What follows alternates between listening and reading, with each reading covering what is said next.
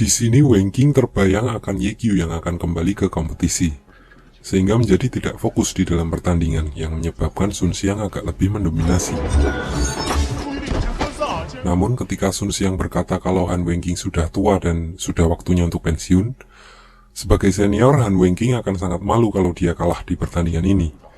So dia menunjukkan kemampuan seorang senior yang sebenarnya.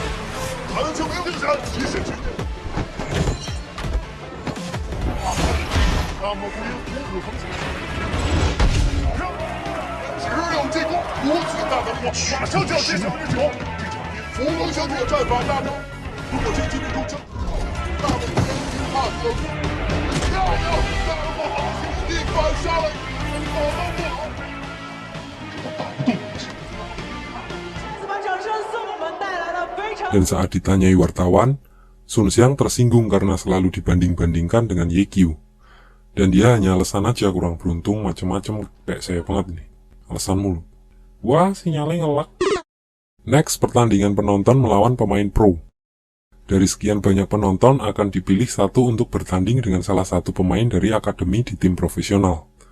Di sini saya sempat berpikir kalau Yekyu yang akan terpilih. Namun ternyata saya salah. Secara kebetulan yang terpilih adalah Little Tang. Dan lawannya adalah salah seorang murid dari tim Excellent Era. Saat maju ke depan diperlihatkan akun Little Tang baru mulai dibuat kurang dari sebulan yang lalu. Lalu saat pertandingan dimulai, bahkan calon pemain profesional pun udah kewalahan melawan Little Tang.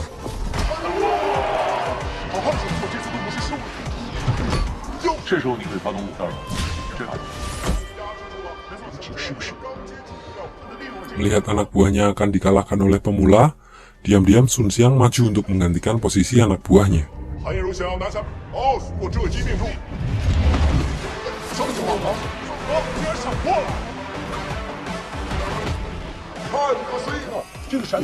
Dan di sini Yekyu juga nggak tinggal diam. Melihat perbedaan cara bermain yang sangat mencolok, dia tahu kalau Sun Xiang menggantikannya di belakang. Lalu dia juga diam-diam menggantikan Little Tang untuk melawan Sun Xiang.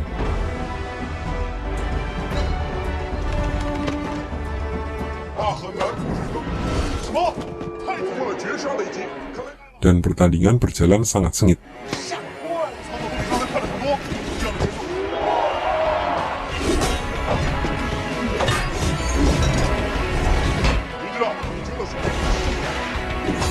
Sampai saat keduanya menggunakan ultinya.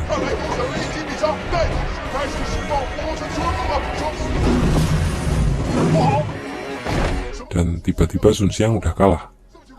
Lalu saat diperlihatkan tayangan ulangnya, ternyata Yekyu mengganti arah serangannya di saat yang sama dia menghindari serangan musuh. Dan itu adalah gerakan khas Yekyu waktu dia masih aktif jadi pemain profesional. Sesaat, Yekyu merasakan kembali euforia kemenangan saat masih menjadi pemain profesional. Sementara itu, para wartawan yang melihat gerakan khas Yekyu segera berlari ke tempat pertandingan. Namun Yekyu sudah tidak ada di sana. Dan Guoguo, sampai di sini dia akhirnya sadar kalau ternyata Yekyu OP warnetnya beneran Yekyu yang ia idolakan. Dan juga diperlihatkan kalau kembalinya Yekyu disambut baik oleh para kapten dari tim-tim besar. Balik ke Guoguo, di hotel dia berniat untuk menemui Yekyu. Namun karena sudah mengetahui aslinya Yekyu, dia jadi malu-malu lucu.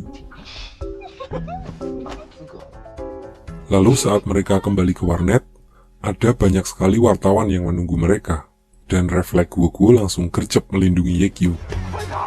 Namun ternyata, para wartawan itu cuma numpang ngecas di situ. Mereka menunggu Tao dan Sun Xiang di depan warnet. Karena kantor Excellent Era sama warnetnya emang depan-depanan. Dan berita kemunculan Yekyu juga sampai ke komisaris Excellent Era. Kerumunan para wartawan di kantor Excellent Era membuatnya berpikir bahwa dia dan Tao telah membuat langkah yang salah dengan mengganti Yekyu.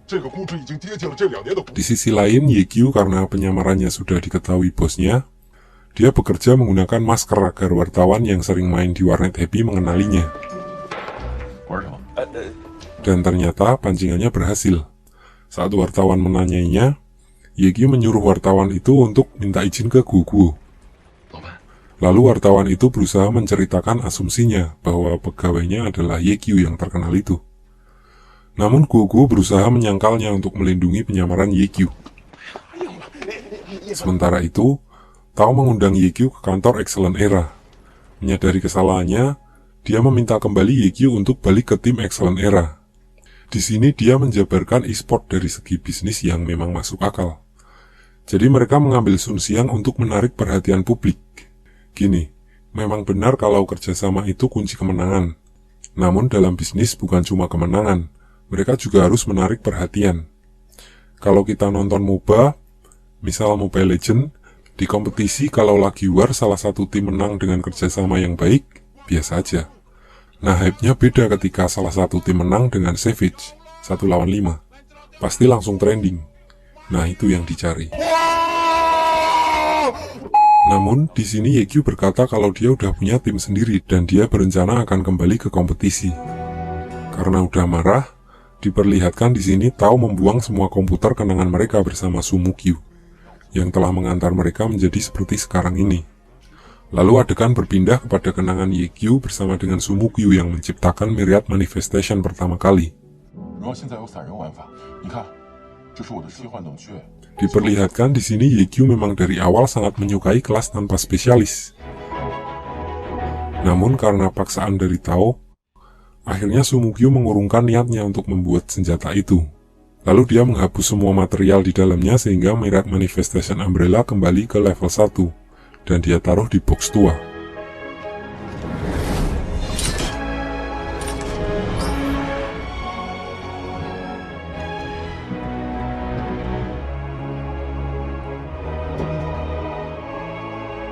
Sumukyu bilang ke Yekyu kalau Myriad Manifestation-nya gagal.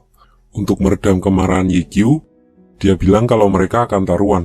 Siapa yang jadi pemain terbaik di antara mereka kelak, dia akan memakai Myriad Manifestation Umbrella.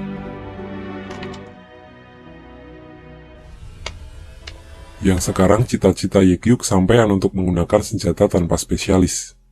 Dia juga menemukan sebuah buku milik Sumukyu di dalam komputer. Di dalamnya tertulis sebuah resep untuk menyempurnakan Myriad Manifestation Umbrella, yaitu dengan menyelesaikan sebuah quest untuk naik ke atas sebuah tower. Dan biasanya, orang-orang yang udah bisa naik ke situ adalah akun-akun level dewa semua. Dan ditambah lagi, di dalam quest itu, dia tidak boleh sekalipun terkena serangan dari monster. Maka dari itu dia manjatin luar towernya.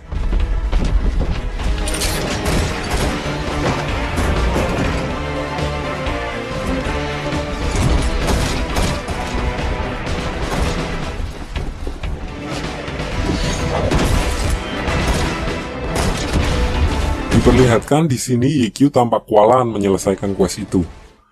Di saat genting, dia mendapatkan skill baru, baling-baling bambu. Dan dengan mudah dia langsung terbang menuju puncak.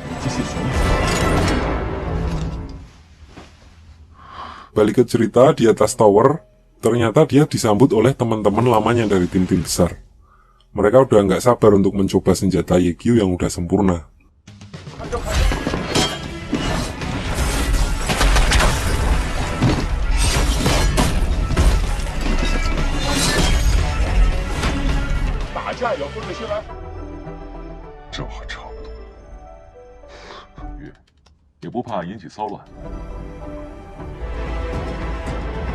Sementara di warnet happy, Guguo yang mendengar rencana Yekyu untuk kembali ke kompetisi, dia merasa ingin dilibatkan di situ. Namun setelah dipikir-pikir lagi, karena permainannya payah, dia tidak mungkin jadi anggota timnya. So dia memutuskan untuk menjadi manajer tim itu, walau agak minder juga. Di lain sisi, Yekyu juga meminta bantuan Sumucheng untuk mendaftarkannya di Liga Penantang. Aduh, Mbak Mucheng. Sampai mana tadi? Jadi ini seperti liga di bawahnya Liga Utama. Untuk menjadi tim profesional, sebelum masuk ke Liga Utama, para tim e-sport harus menjadi juara 1 di Liga Penantang. Dan tidak semudah itu juga. Untuk membentuk tim menuju kejuaraan, mereka harus membuat guild terlebih dahulu dan mengumpulkan anggota. Lalu siangnya, Yekyu menemui kapten tim Tiny Herbs untuk membicarakan evaluasi Yifan. Di sini kapten tim Tiny Herbs penasaran dengan tim baru Yekyu. Lalu Yekyu mengajaknya melihat-lihat warnet Happy yang akan menjadi markasnya kelak. Sekalian memancing Guogu untuk mengajukan diri menjadi manajer. Di sini kapten tim Tiny Herbs memanas-manasi Guogu dengan mengajak Yekyu masuk ke Tiny Herbs. Dan Guogu terpancing. Dia bersikeras untuk menjadi manajer tim baru Yekyu. So Yekyu mengetes Guogu untuk menyelesaikan beberapa pekerjaan awal. Pertama mereka membuat guild. Biasanya nama tim e-sport keren-keren ya. Ada Rufe kalau enggak XYZ gitu-gitu. Lah ini namanya guild hebat tiada tara. Lalu Guogu merekrut anggota dengan memberikan hadiah untuk member baru yang join ke guild mereka. Setelah mendapatkan 300 anggota pertama, dia mendaftarkan guildnya untuk naik level. Dan persyaratannya mereka harus menyelesaikan sebuah misi. So Guogu tinggal pencet oke-oke aja, slow beres. Namun, di sini Guogu tidak tahu kalau questnya ternyata mengalahkan bos yang hampir mustahil untuk dikalahkan dengan timnya yang sekarang. Dan lagi setelah Guogu menerima quest itu, questnya harus diselesaikan dalam waktu 2 jam. Dan kalau mereka gagal, guildnya akan dihapus. Nggak punya pilihan lain, mereka langsung mulai penyerangannya.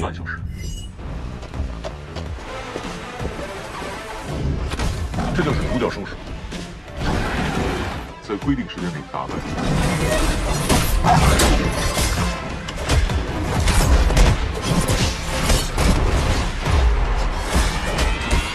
打了正确10分，这些小孩怎么搞？你们看太多了吧？这怎么打？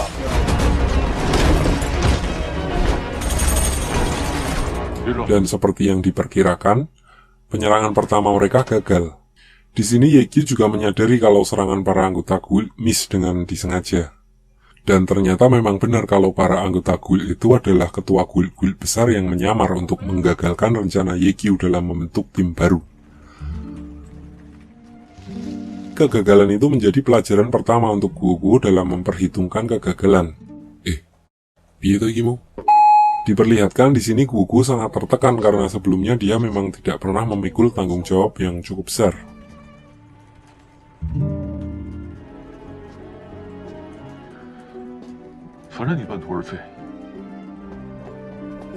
Lalu setelah Luoji memperhitungkan sebuah taktik, dalam waktu yang terbatas mereka mencobanya lagi. 希望我们最后一次。接下来听我指挥就行。科研部远程